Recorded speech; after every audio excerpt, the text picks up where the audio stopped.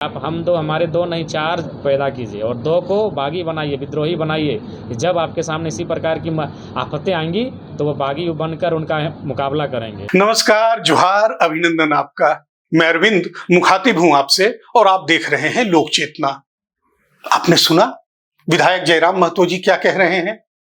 जहां तक मैं समझ पा रहा हूं, जयराम जी कह रहे हैं कि झारखंडी लोग दो की जगह चार बच्चे पैदा करें, उनमें से दो को विद्रोही बनाएं। अब सवाल यह है कि जयराम जी ये क्यों कह रहे हैं? झारखंडियों के लिए अपने बच्चों को विद्रोही बनाना क्यों जरूरी है? तो भाई, जो मैं समझ पा रहा हूं, जयराम जी ये कह रहे हैं कि उद्योगों और खदानों की वजह से लाखों झारखंडियों ने अपनी जमीन गंवाई, अपना घर गंवाया। अभी भी ये सिलसिला चल रहा है। आसार दिख रहा है कि आगे भी यही सब चलता रहेगा। बदले में झारखंडियों को मिला क्या? तो मिली अपनी जड़ों से उखड़ने की सजा, मुआवजे के नाम पर मामूली पैसे, धूल धक्कड़, बीमारी, कुपोषण, बेकारी वगैरह वगैरह। तो भाई, इस अन्याय और बेईमानी के खिलाफ लड़ना तो होगा। लड़ने के लिए चार बच्चे पैदा कीजिए और उनमें से दो को विद्रोही, बागी, आंदोलनकारी बनाइए। ऐसा करते हैं। जयराम जी का संदेश ज्यादा बेहतर तरीके से समझने के लिए उन्हें एक बार और सुनते हैं। झारखंडियों के पास जमीन है और यही हमारा सबसे बड़ा अपराध है। जब तक ये ज़मीनें हमारे पास हैं तब तक हम लोग इसी तरह मारे पीटे जाएंगे। और सबसे बड़ा दुर्भाग्य है कि हमारे राज्य की जो विधि व्यवस्था है वह लाचार हो चुकी है, गुंडों के आगे नतमस्तक हो चुकी है। ये तो दिनचर्या बन चुका है। ज़मीन अधिग्रहण का मामला जहाँ भी आता है वहाँ हमें लाठी डंडा खाना पड़ता है, वहाँ हमें लात जूते खाने पड़ते हैं। ये दिनचर्या बन चुका है। इसलिए अब इस राज्य को भी आवश्यक है एक काउंटर आंदोलन की, जहाँ चूँकि ज़मीन नहीं बचेगी तो फिर हमारा अस्तित्व ही नहीं रहेगा। हम भूगोल ही नहीं बचा पाएंगे तो संस्कृति और भाषा को कहाँ रखेंगे? भाषा संस्कृति हम पेड़ों में पक्षी बनकर थोड़ी गाएंगे। भूगोल ही नहीं रहेगा तो हमारा अस्तित्व, हमारा पहचान ही मिट जाएगा। मैंने बार बार लोगों से आग्रह भी किया, खासकर उद्योगों के आसपास रहने वाले लोगों से, खनन के आसपास रहने वाले लोगों से मैंने कहा भी था कि आप हम दो हमारे दो नहीं चार पैदा कीजिए और दो को बागी बनाइए, विद्रोही बनाइए। जब आपके सामने इसी प्रकार की आफतें आएंगी तो वो बागी बनकर उनका मुकाबला करेंगे। क्योंकि जिनको आप इंजीनियर बनाएंगे, डॉक्टर बनाएंगे, वो केस मुकदमा में उलझेंगे नहीं, दो को बागी बनाएंगे। बहुत सारे लोगों ने आलोचना किया, हमारे इन बातों का खंडन किया, तिरस्कार किया, लेकिन आज देख सकते हैं सच्चाई क्या है। हमने स्पष्ट कहा, आज अगर आपको अपनी फसल बचानी है तो घर में एक बेटा को सांड पैदा करना ही होगा। सांड अगर नहीं होगा तो आके कोई भी बैल बकरी आपके फसलों को चर। जयराम जी ने जो कहना था वो कह दिया, लेकिन अब उनके इस बयान की आलोचना भी हो रही है और तारीफ भी। लेकिन जहां तक हमारा सवाल है, हम न तो जयराम के इस बयान के प्रशंसक हैं न विरोधी। हम तो बस इस पूरे राजनीतिक घटनाक्रम को एक मौके की तरह देख रहे हैं। जयराम के इस बयान के जरिए हमें झारखंड और झारखंडियों के एक बहुत पुराने दर्द का जिक्र करने का माकूल मौका मिला है और इस मौके का इस्तेमाल हम झारखंड में विस्थापन की समस्या, झारखंडियों को मिले दर्द और इस दर्द की दवा पर आपके साथ चर्चा के लिए करना चाहते हैं। मशहूर शायर सदा अंबालवी ने कहा है, वक्त हर जख्म का मरहम तो नहीं बन सकता, वक्त हर जख्म का मरहम तो नहीं बन सकता, दर्द कुछ होते हैं ताउम्र रुलाने वाले। झारखंड और झारखंडियों के लिए औद्योगिक और खनन परियोजनाओं के लिए बार बार और लगातार हुआ विस्थापन भी कुछ इसी तरह का दर्द है। दर्द ऐसा जिसने हर 10-20 साल के अंतराल पर एक मरहम नवीस यानी मरहम बेचने वाला खड़ा किया। इसी दर्द की दुहाई दे देकर मरहम बेचने वाले बड़े राजनीतिक कारोबारी बन गए, लेकिन दर्द कायम रहा, टीस देता रहा, घावों से मवाद बहता रहा। अब जयराम इस दर्द की बात कर रहे हैं, दर्द के मारों की हिमायत कर रहे हैं, उन्हें नए सिरे से लड़ने को तैयार कर रहे हैं। अब जयराम भी पुराने मरहम नवीसों का अनुकरण करेंगे या वाकई विस्थापन के दर्द के मारों को राहत दिलाएंगे, इसका फैसला तो वक्त की अदालत करेगी। हाँ, जयराम के इस ताजा तरीन बयान से आपकी उम्मीदें हरी होती हैं या एक बार फिर आपके मन में कोई शुभा होता है, ये फैसला आपका होगा। वैसे आपकी उम्मीद भी जायज है और आपका संदेह भी। उम्मीद इसलिए कि चोट खाया इंसान रोई के हर फाहे में दर्द से निजात का आसरा करता है। शक इसलिए क्योंकि उसे पता होता है कि इससे पहले न जाने कितने रुई के फाहे मरहम की शक्ल में उनके जख्मों पर लगे, फौरी राहत मिली, लेकिन आखिरकार मर्ज बढ़ता गया ज्यों-ज्यों दवा की। झारखंड गठन के काफी पहले से, बल्कि जब से इस भूभाग पर औद्योगिक और खनन परियोजनाओं की स्थापना का दौर शुरू हुआ, तभी से कई सियासी जमातें एक के बाद एक खड़ी हुई। सबने विस्थापन के खिलाफ लड़ने और विस्थापितों के समुचित पुनर्वास का नारा बुलंद किया। कई बड़ी लड़ाइयां हुई भी, शहादतें भी हुई, लेकिन शहादत देने वाले, झंडा ढोने वाले, शहीदों और झंडा बरदारों के परिवार वाले, उनकी आल औलादें, जमीन और आशियाना गंवाने वाले जहां थे वहीं रह गए, अपने हाल पर रोते हुए। रहनुमाओं ने ऊंची कुर्सियां पाली, राजपाट हासिल कर लिया। संयोग से अभी झारखंड की सत्ता की बागडोर उस सियासी जमात के हाथों में है जिसका विस्थापन के खिलाफ और विस्थापितों के पक्ष में संघर्ष का इतिहास है।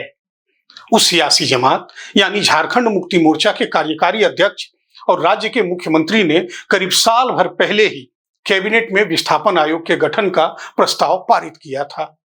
हाल तक उनके मंत्रिपरिषद के सदस्य डंके की चोट पर कहते रहे हैं कि विस्थापन आयोग का गठन हर हाल में होगा। आप भी सुनिए, साल भर पहले मुख्यमंत्री हेमंत सोरेन ने क्या कहा था। 40% से अधिक खनिज संपदा हमारे राज्य में है, पूरे देश का, लेकिन उससे प्रभावित होने वाले लोगों के विषय को लेकर कोई स्पष्ट नीति सरकार के पास नहीं थी। जो विस्थापित हुए या जो विस्थापित होने वाले हैं, उन लोगों के लिए, और आज हम लोगों ने बहुत जल्द विस्थापन आयोग बनाने का आज कैबिनेट में प्रस्ताव को रखा है और इस पर अब हम लोग बहुत जल्द एक मसौदा तैयार करेंगे। सभी विस्थापित लोगों का आर्थिक सामाजिक सर्वेक्षण भी हम लोग करेंगे। एक डाटाबेस तैयार किया जाएगा जिससे सभी माइनिंग क्षेत्रों में उतार चढ़ाव को हम लोग समझ सकें और एक दस्तावेज हो इस राज्य में हो रहे माइनिंग गतिविधियों को लेकर, उसका प्रभाव को लेकर, हमारे लोग क्या खोते हैं, क्या पाते हैं, जिनको क्या मिला नहीं मिला,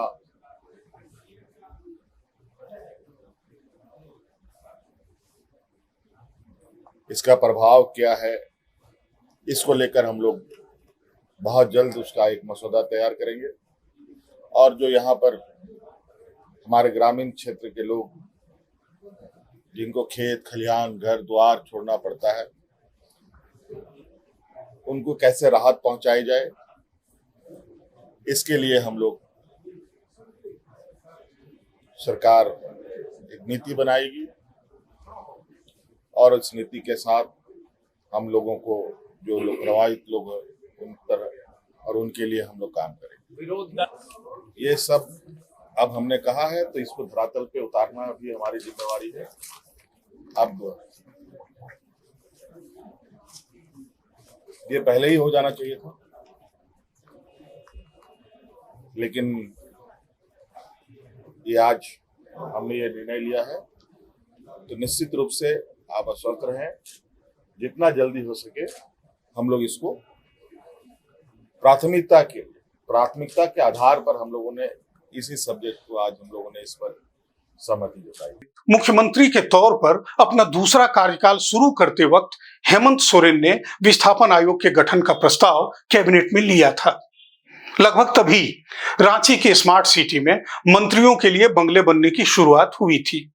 रांची स्मार्ट सिटी में मंत्रियों के बंगले बनकर तैयार हैं, कई मंत्री शिफ्ट भी कर चुके हैं, पर विस्थापन आयोग का गठन अब तक नहीं हो सका है। क्या विस्थापन आयोग का गठन मंत्रियों के बंगले बनाने की तुलना में कम प्राथमिकता वाला काम है? यही कारण है कि झारखंड के विस्थापितों का न दर्द कम हो पा रहा है, न उनके मन से छट पा रहे हैं संदेह के बादल। जयराम के बयानों की आलोचना या उस पर संदेह की एक वजह यह भी है। राजनेताओं और राजनीतिक दलों की तारीफ या नुक्ताचीनी की बजाय बेहतर होगा कि हम मूल विषय पर बात करें, अपने दर्द की बात करें, उसकी दवा तलाशें। तो आज हम आपसे बात करेंगे झारखंड में अस्थायी ठौर बना चुके विस्थापन के दर्द की, जिसका वक्त भी मरहम नहीं बन सका। उस दर्द से साल दर साल उभर रही टीस की, उन सियासी और कारोबारी साजिशों की जो दावा तो दर्द से निजात का मरहम बनने का करती रही, लेकिन बार बार नमक बनकर हमारे घावों की टीस बढ़ाती गई। उन उम्मीदों की भी जिसकी तासीर फिलहाल हमारे घावों पर रुई के उस फाहे सी है, जिससे दर्द फना तो नहीं होता लेकिन फौरी राहत जरूर महसूस होती है।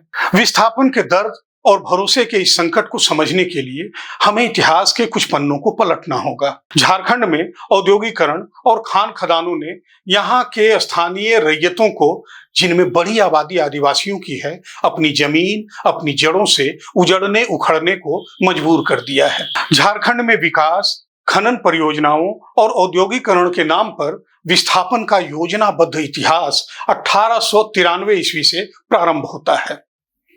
रेल परिवहन योजना के नाम पर यहाँ के लोगों की जमीनों का पहली बार अधिग्रहण किया गया।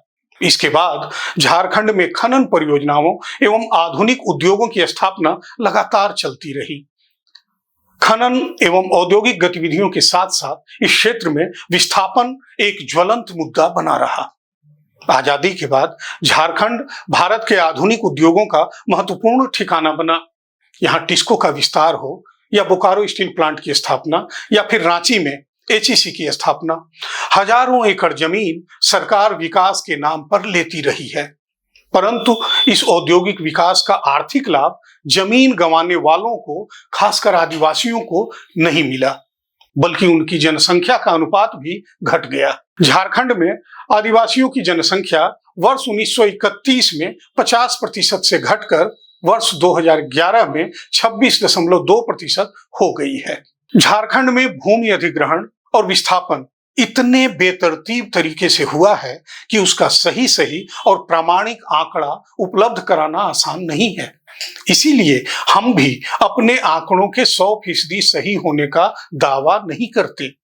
हमारे पास विभिन्न स्रोतों से जो आंकड़े उपलब्ध हैं, उनके मुताबिक 1958 में भारी इंजीनियरिंग कॉरपोरेशन यानी एचईसी की स्थापना के लिए 25 गांवों के 1,02,990 व्यक्तियों को 3,654 एकड़ जमीन गंवाकर विस्थापित होना पड़ा।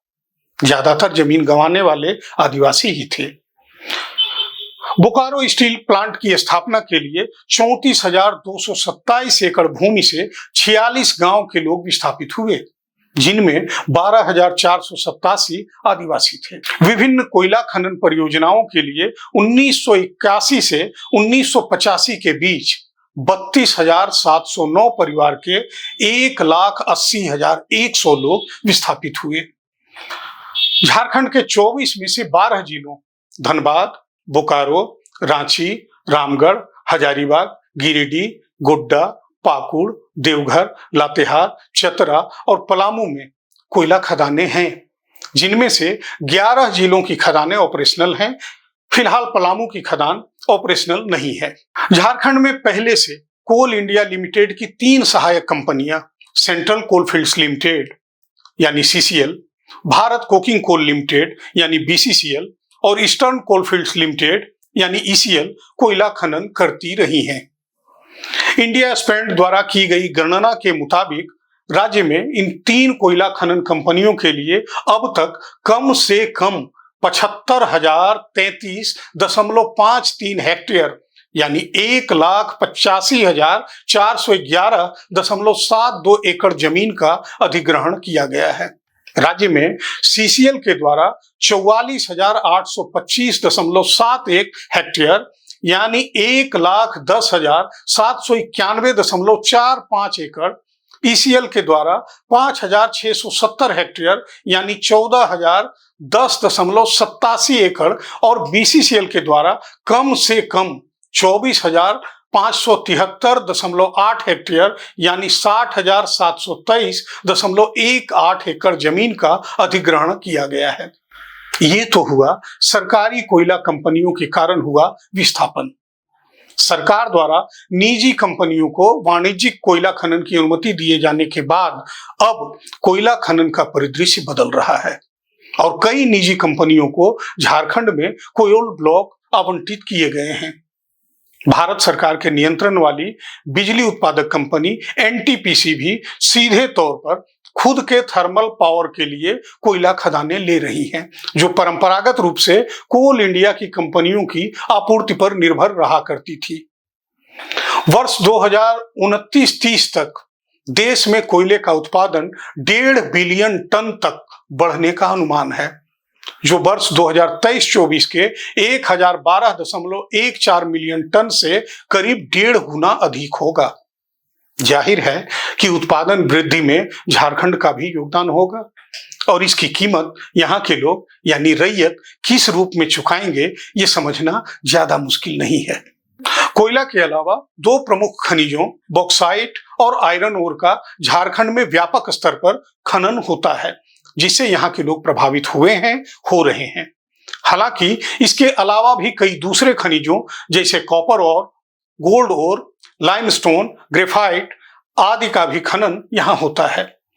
राज्य में आयरन ओर का खनन सिंहभूम क्षेत्र में होता है और इसके कुल 15 लीज हैं, जिसके लिए 16 गांवों में 8,407.209 हेक्टेयर यानी 20,774.64 एकड़ जमीन अधिग्रहित की गई है। झारखंड में 3 जिलों गुमला, लोहरदगा और लातेहार में कम से कम 4,266.02 हेक्टेयर भूमि पर बॉक्साइट खनन का लीज है। यानी राज्य में 3 प्रमुख खनिजों मेजर मिनरल के लिए अब तक कम से कम 87,706.759 हेक्टेयर यानी 2,16,727.929 एकड़ भूमि अधिग्रहित की गई है। इस आकार की परिकल्पना आप ऐसे कर सकते हैं कि यह बेंगलुरु शहर, जिसका क्षेत्रफल 74,100 हेक्टेयर है, उससे भी आकार में बड़ा है। अधिग्रहित भूमि से बड़ी संख्या में लोगों को विस्थापित किया गया और यहाँ की जैव विविधता नष्ट हुई है। इस आंकड़े में बीसीसीएल की कुछ पुरानी कोयला खदानों सहित नई व एनटीपीसी एवं निजी क्षेत्र की कोयला खदानों का ब्यौरा, 3 प्रमुख खनिजों को छोड़कर अन्य खनिजों, पावर प्लांट, उद्योगों एवं डैम जैसी आधारभूत संरचनाओं के लिए अधिग्रहित भूमि का ब्यौरा शामिल नहीं है। अंदाजा लगा लीजिए, अगर इन सभी के आंकड़े जुड़ गए तो झारखंडियों के जमीन गंवाने का आंकड़ा कितना बड़ा हो जाएगा। विभिन्न विश्लेषणों के आधार पर कहा जा सकता है कि झारखंड की लगभग 1/4 जनसंख्या विस्थापन की शिकार हो चुकी है। आसार ये भी नहीं है कि विस्थापन का ये सिलसिला रुकने वाला है। अभी झारखंड में 3-4 बड़ी परियोजनाएं लंबित हैं, जिनमें 2 से 3.5 लाख लोग और विस्थापन के शिकार होंगे। फिलहाल ये परियोजनाएं स्थानीय लोगों के तीव्र विरोध के कारण रुकी हुई हैं, लेकिन इतिहास का सबक है कि इनमें कभी भी अप्रत्याशित गति आ सकती है। उदाहरण के तौर पर झारखंड के बड़का गांव क्षेत्र में कोयला परियोजनाओं का तेजी से विस्तार हो रहा है। यहाँ central mine planning and design institute CMPDI द्वारा चिन्हित कोयला क्षेत्रों में विसंगति है, जैसा कि एक environment legal group legal initiative for forest and environment यानी लाइफ द्वारा किए गए अध्ययन में पाया गया है। इस इलाके में चिन्हित कोयला खदानों की संख्या बहुत अधिक है। उत्तरी करणपुरा कोलफील्ड में लगभग 57 कोयला ब्लॉक और दक्षिणी करणपुरा कोलफील्ड में 26 कोयला ब्लॉक हैं। हजारीबाग, रामगढ़, रांची, लातेहार और चतरा जिले में फैले कर्णपुरा कोलफील्ड में कम से कम 203 गांव शामिल हैं। लाइफ के अध्ययन के अनुसार अकेले कर्णपुरा कोलफील्ड 1420 वर्ग किलोमीटर क्षेत्र में फैला है, जो राष्ट्रीय राजधानी क्षेत्र दिल्ली के लगभग बराबर है। इनमें से 425.37 वर्ग किलोमीटर वन क्षेत्र है। उदाहरण के तौर पर अगर हम सिर्फ एनटीपीसी के नियंत्रण वाली मात्र एक पकरी बरवाडी कोयला खनन परियोजना की बात करें तो इसके लिए 3,319.42 हेक्टेयर यानी 8,202.458 एकड़ जमीन का अधिग्रहण किया जाएगा, जिसकी प्रक्रिया पिछले कुछ सालों से निरंतर जारी है। पकरी बरवाडी कोयला खनन परियोजना उत्तरी कर्णपुरा कोल माइनिंग एरिया के अंतर्गत आती है। पकरी बरवाडी कोयला खदान का विस्तार कम से कम 19 गांवों में है, जहां से लोगों का विस्थापन जारी है। इनमें कई गांव पूरी तरह खत्म हो चुके हैं और वहां की आबादी विस्थापित हो चुकी है। एनटीपीसी के ही एक दस्तावेज में उल्लेख है कि पकरी बरवाडी कोयला खदान का विस्तार बड़का गांव, इतीज, चिरुआडी, उरूप, चेपाकला, नगड़ी, जुगड़ा, सिंधवारी, चुरचू, आराहरा, सोनबरसा, पकड़ी बरवाडी, चेपा खुर्द, देवरा कला, लोकरा, लंगतू, केरी और डाड़ी कला गांव में है। इनमें इतीज, चुरचू, उरूप जैसे गांवों से लोगों का विस्थापन हो गया है, जबकि कई दूसरे गांवों में विस्थापित होने का क्रम जारी है और उनका एक हिस्सा कोयला खनन परियोजना में समाहित हो चुका है। पकरी बरवाडी कोयला खनन परियोजना को मिली पर्यावरणीय मंजूरी के अनुसार इसके पहले चरण के लिए कुल 3,319.42 हेक्टेयर जमीन का अधिग्रहण होगा, जिसमें 1,950.51 हेक्टेयर कृषि भूमि, 101.22 हेक्टेयर मानव बसावट वाली जमीन के अलावा 643.9 हेक्टेयर वन भूमि एवं अन्य प्रकृति की जमीन शामिल है। भूमि अधिग्रहण, पुनर्वास और पुनर्स्थापन में उचित मुआवजा और पारदर्शिता का अधिकार अधिनियम 2013 RFCTLARR के बजाय सार्वजनिक क्षेत्र के उपक्रमों द्वारा कोयला परियोजनाओं के लिए भूमि का अधिग्रहण कोयला धारक क्षेत्र अधिग्रहण और विकास अधिनियम 1957 यानी कोल बेयरिंग एक्ट 1957 के तहत किया जाता है। इस अधिनियम में सामाजिक प्रभाव आकलन यानी सोशल इंपैक्ट असेसमेंट की जरूरत नहीं है। आप समझ लीजिए कितना बड़ा हथियार विस्थापितों के हाथ से छीन लिया गया है। मुआवजे का एकमात्र रूप मौद्रिक यानी नगद है, जिसमें भूमि का बाजार मूल्य, किसी भी खड़ी फसल या पेड़ को नुकसान, भूमि पर किसी भी अचल संपत्ति को नुकसान और प्रभावित भूमि मालिक के निवास स्थान या व्यवसाय को बदलने के लिए उचित खर्च शामिल है। हालांकि व्यवहार में भूमि का बाजार मूल्य उस तिथि पर तय होता है जिस दिन सरकार यानी सरकार का उपक्रम भूमि अधिग्रहण करने की अपनी मंशा घोषित करती है, न कि वास्तविक अधिग्रहण की तिथि पर। अब समझ लीजिए, भारत सरकार ने या भारत सरकार के किसी उपक्रम ने आज तय किया कि अमुक इलाके में इतनी जमीन लेनी है कोल परियोजनाओं के लिए, दर उसी दिन तय हो जाएगी जमीन की। लेकिन जमीन का अधिग्रहण 20 साल बाद होता है। 20 साल में जमीन की कीमत कहां से कहां पहुंच जाती है, लेकिन मुआवजे का भुगतान रैयत को उसी पुराने 20 साल पहले की दर से होगा। यह न्याय ही तो है।